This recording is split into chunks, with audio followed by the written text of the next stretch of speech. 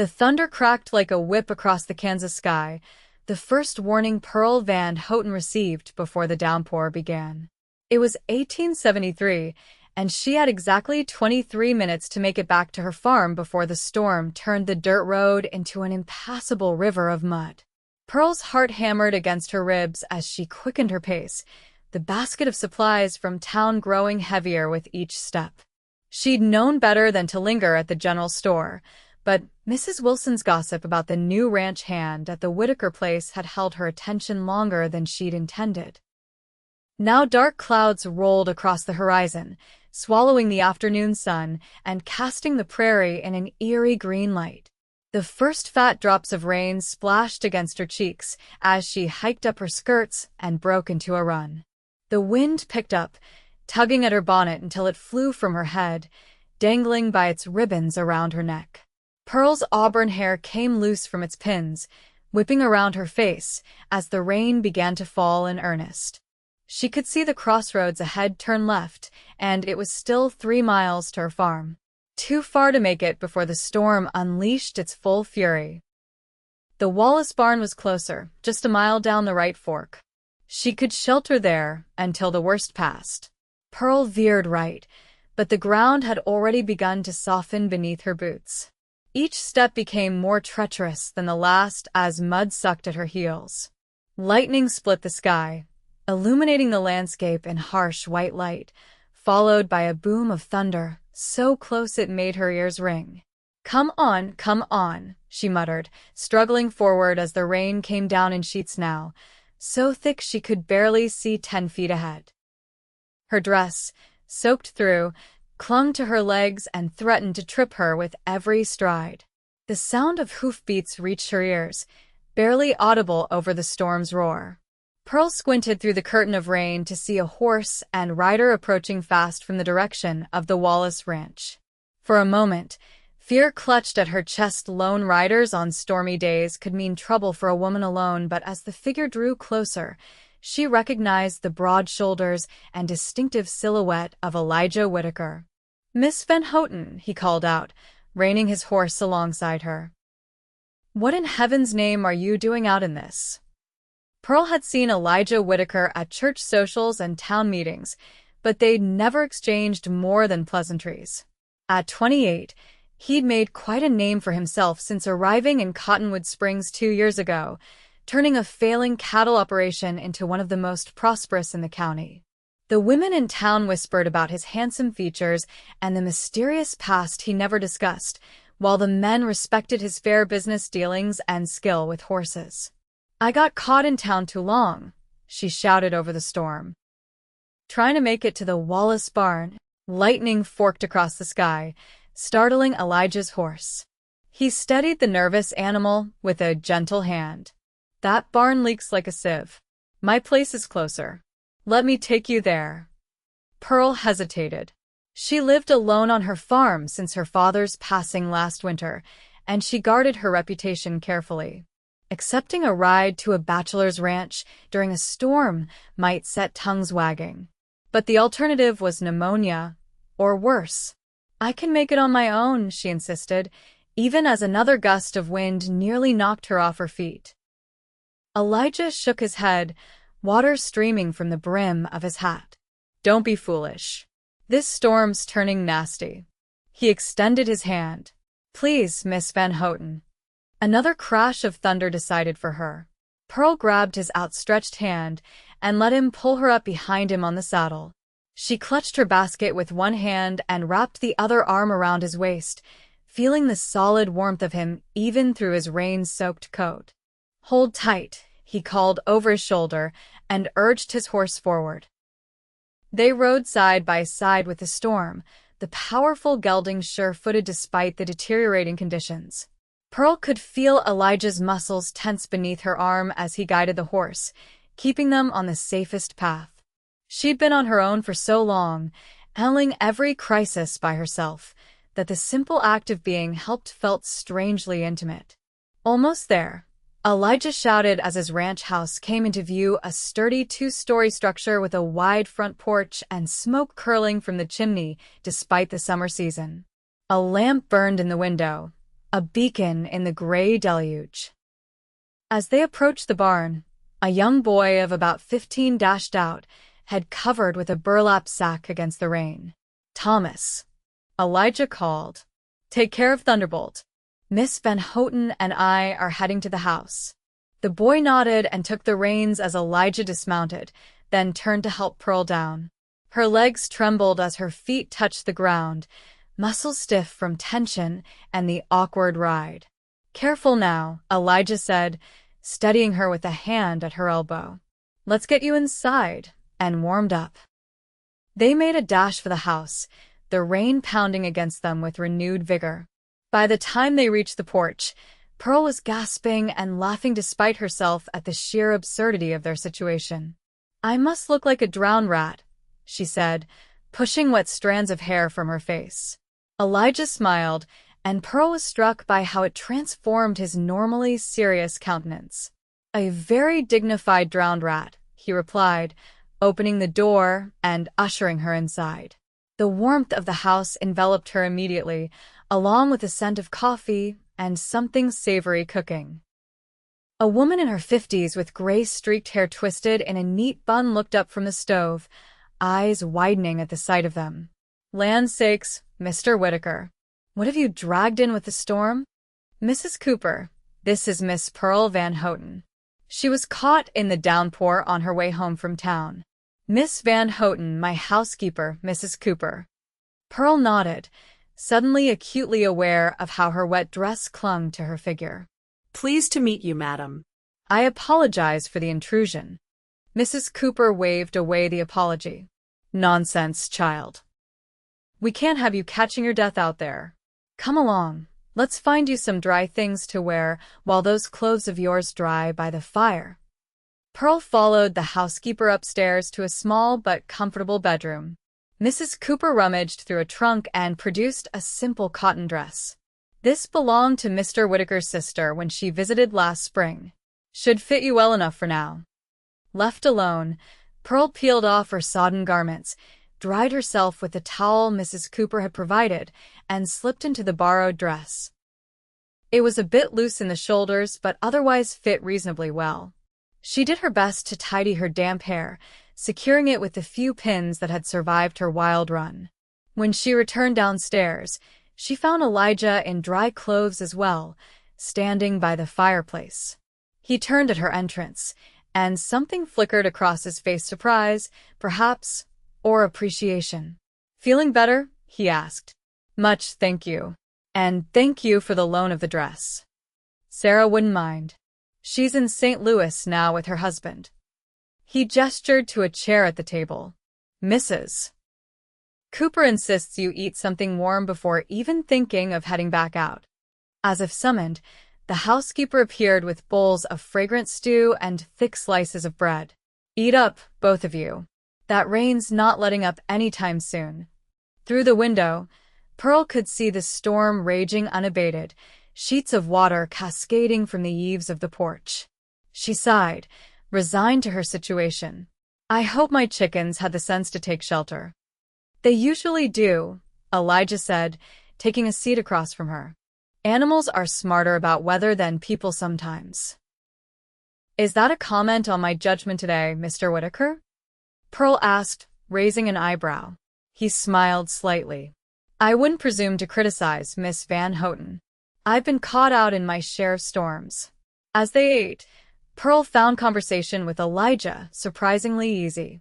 He asked thoughtful questions about her farm, 20 acres left to her by her father, where she grew vegetables and kept chickens, and a small apple orchard. "It must be difficult managing it alone," he said.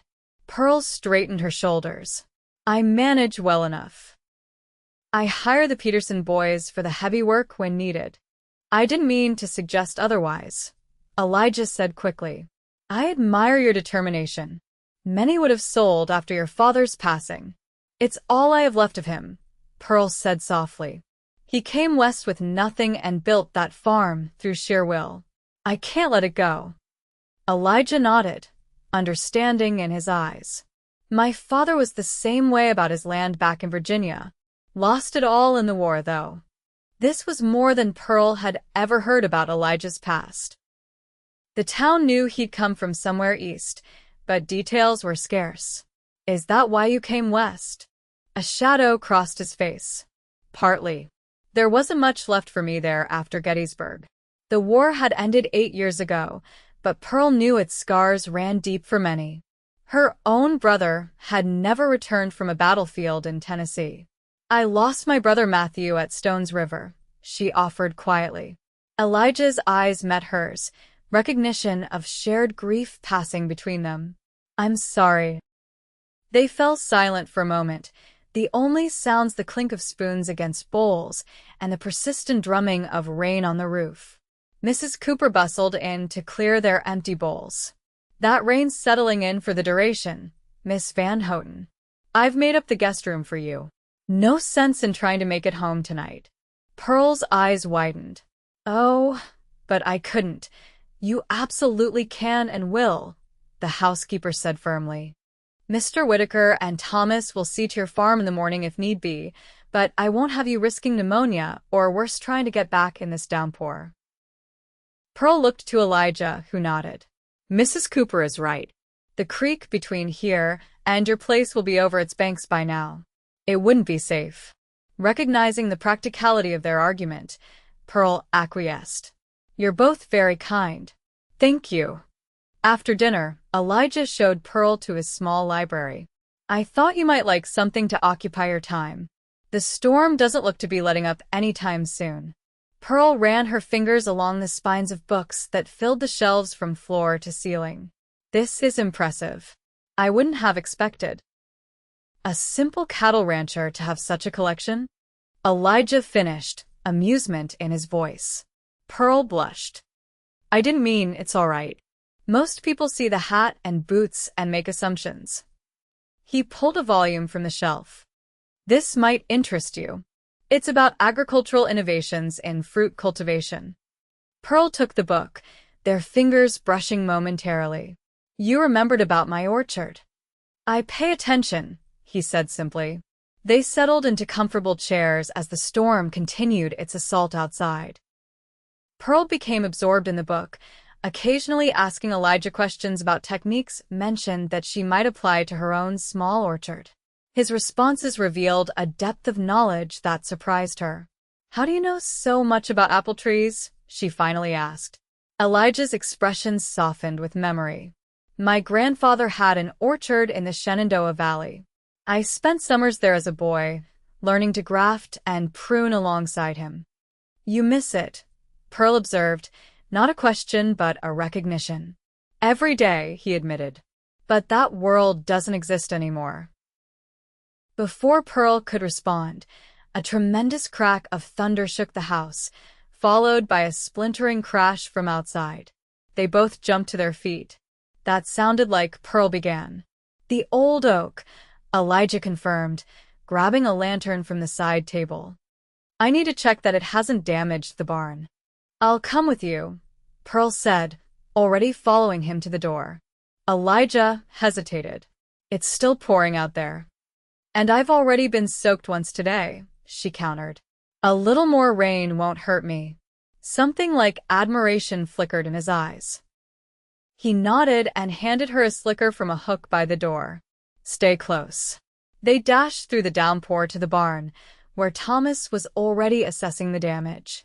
The massive oak that had stood near the corner of the structure had split nearly in half, one enormous branch crashing onto the barn roof. "It's punched a hole through, sir," Thomas reported, pointing to where rain was already streaming into the hayloft. "Horses are spooked but not hurt." "We need to cover that hole before the hay gets soaked," Elijah said, already moving toward the ladder to the loft. For the next hour, Pearl worked alongside Elijah and Thomas, holding lanterns, passing tools, and helping to position a tarpaulin over the damaged section of roof. The work was wet and difficult, but Pearl's practical farm experience proved valuable. By the time they finished, all three were exhausted, but satisfied with their temporary repair. Back in the house, Mrs. Cooper fussed over them, insisting they change into dry clothes again, and serving hot coffee laced with something stronger that Pearl suspected came from a bottle Elijah kept for medicinal purposes. "You've got a good hand with emergency repairs, Miss Van Houghton," Elijah said as they warmed themselves by the fire. "When you run a farm alone, you learn to handle whatever comes," she replied. "And please, after sharing roofing duties in a thunderstorm, I think you might call me Pearl." He smiled, the firelight catching the gold flecks in his brown eyes. Pearl, then. "And I'm Elijah to my friends." "Are we friends now?" she asked, surprised by her own boldness. "I'd like to think so," he replied quietly. Something shifted between them in that moment, a recognition of connection beyond the circumstantial meeting the storm had forced upon them. Pearl felt a warmth that had nothing to do with the fire or the whiskey-laced coffee. The storm continued through the night, its fury gradually diminishing to a steady rainfall by morning. Pearl woke to sunlight filtering through unfamiliar curtains and the distant sounds of a working ranch coming to life. She dressed quickly in her own clothes, now dry and pressed thanks to Mrs. Cooper's attentions, and made her way downstairs. Elijah was already at the breakfast table, studying what appeared to be a ledger. He looked up at her approach, and the smile that spread across his face sent an unexpected flutter through Pearl's chest.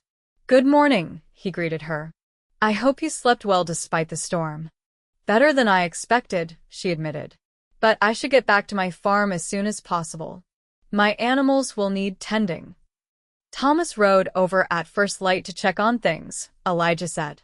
"Your chickens and cow are fine, though he said there's a large branch down on your fence. I thought we might ride over together after breakfast, and I could help you repair it." Pearl was touched by the thoughtfulness. "That's very kind, but I don't want to take up more of your time." "It's no trouble. Neighborly duty. Is that all it is?" The question slipped out before Pearl could stop it. Elijah's gaze held hers steadily. "No," he said simply. "Not all." The ride to Pearl's farm took them across land washed clean by the storm, puddles reflecting the blue sky where yesterday there had been only dust. The creek had indeed overflowed its banks as Elijah had predicted, but was now receding.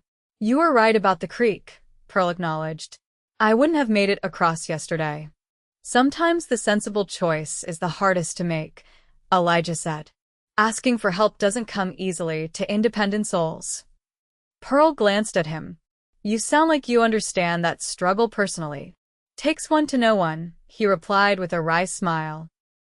At the farm, Pearl was relieved to find the damage minimal, the fallen branch on the fence, some shingles torn from the chicken coop, and her garden looking a bit battered, but salvageable.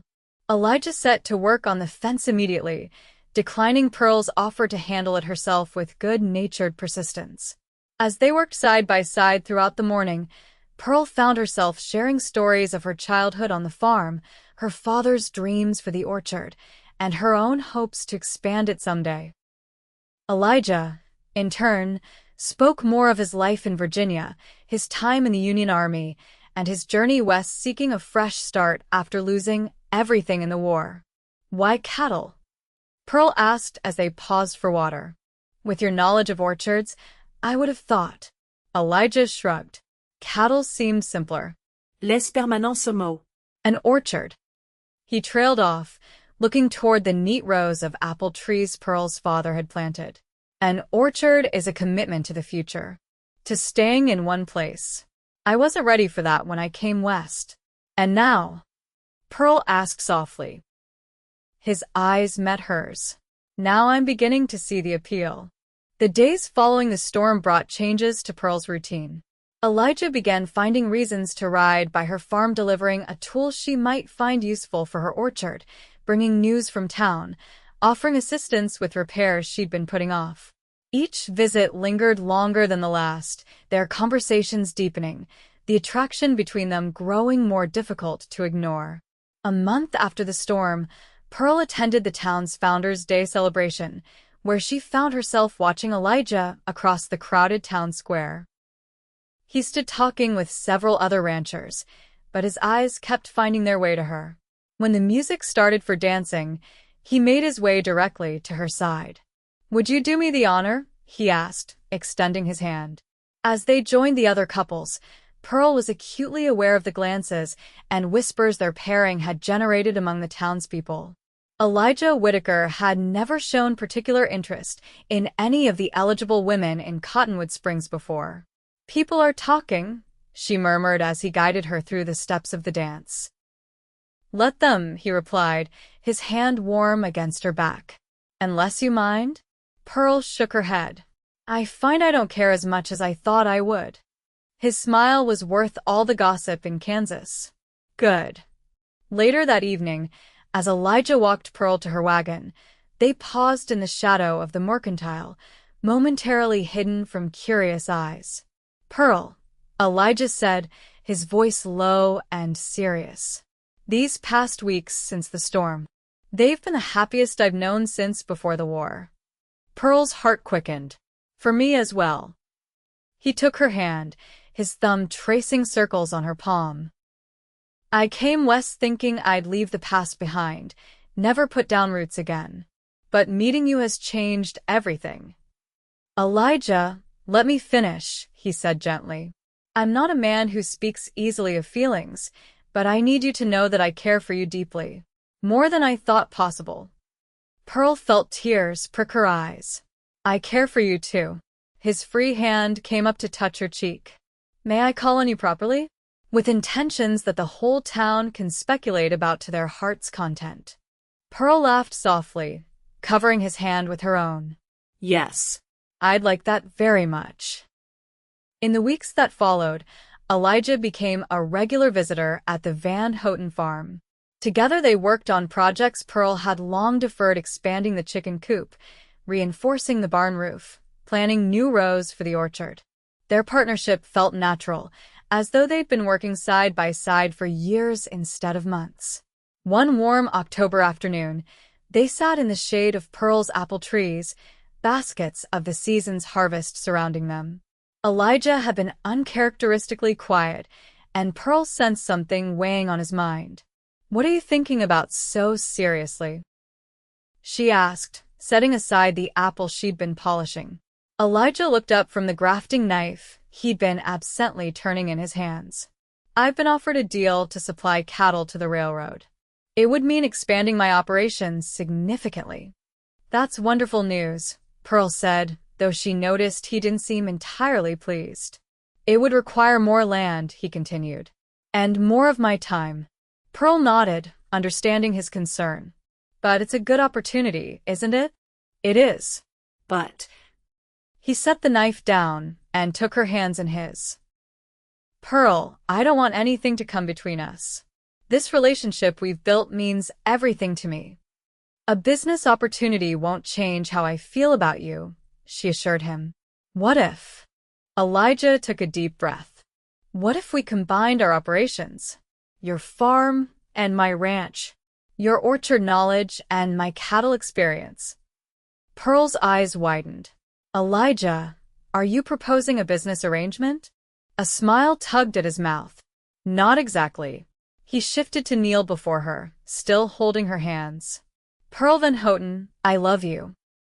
I've loved you since I watched you running through that storm, refusing to give up even when the odds were against you. I love your strength, your determination, your gentle heart. Would you do me the extraordinary honor of becoming my wife?" Joy burst like sunshine through Pearl's heart. "Yes," she whispered, then louder. "Yes, Elijah Whitaker, I will marry you." He pulled her into his arms, his kiss tasting of apples and promise. When they finally parted, Pearl laughed, tears of happiness spilling down her cheeks. "What is it?" Elijah asked, his own eyes suspiciously bright. "I was just thinking," Pearl said, "that I should be grateful for that storm." "As am I," Elijah agreed, pressing his forehead to hers. "Though I suspect we would have found our way to each other eventually." "Perhaps," Pearl conceded. "But I like our story. The headstrong woman running through the rain, and the cowboy who wouldn't let her face the storm alone. Who knew that riding through one storm would lead us here? Elijah mused, pulling her close again. To the beginning of many adventures together, Pearl said softly. They were married in the spring of 1874, beneath the blossoming apple trees on what was now their combined property. The town turned out in full force, Mrs. Cooper crying happy tears as she straightened Elijah's tie, and Mrs. Wilson proudly claiming she'd known all along they were perfect for each other. Under their joint care, both the orchard and the cattle ranch flourished. Pearl introduced new apple varieties that became sought after throughout the county, while Elijah's contracts with the railroad brought prosperity that allowed them to employ several local families and expand their operations.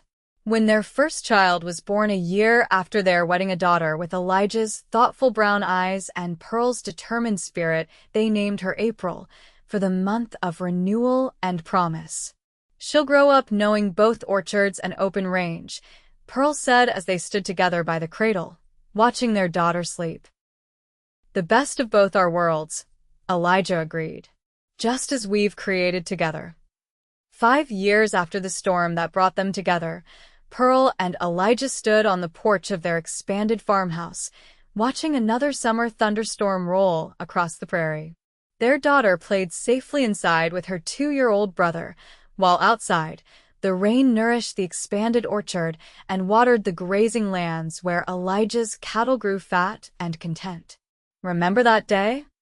Elijah asked, his arm around Pearl's waist as they watched lightning dance across the horizon. How could I forget? Pearl leaned her head against his shoulder. I was so determined to outrun that storm. And I was so determined not to let you try it alone. He pressed a kiss to her temple. Best decision I ever made, riding beside you that day. Pearl turned in his arms to face him. Even though we got soaked to the skin? Especially because of that, he murmured, bending to kiss her properly.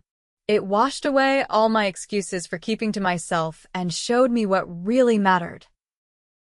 As the rain fell around their sheltered porch, nourishing the land they tended together, Pearl silently thanked that long-ago storm for bringing her not just through the rain, but to the love that had transformed her life. The woman who had once tried to outrun the elements had found, in surrendering to nature's power, the greatest strength of all, a love that would weather any storm.